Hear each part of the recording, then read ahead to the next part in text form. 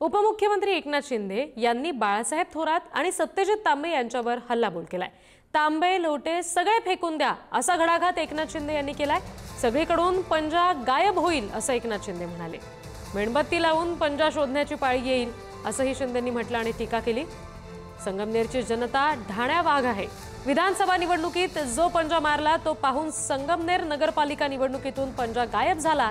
एकच मारा पण सॉलिड मारा। आता सगळीकडून पंजा गायब होईल आणि मेणबत्ती लावून शोधण्याची पाळी येईल असं एकनाथ शिंदे यांनी म्हटलं।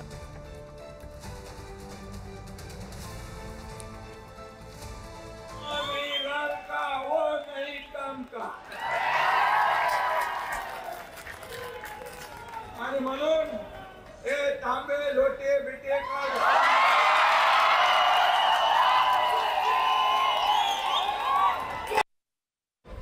संगमनेरची जनता ढाण्या वाघ आहे आणि विधानसभेत जो काही तुम्ही पंजा मारलाय तो बघून निवडणुकीतला काँग्रेसचा पंजा गायब।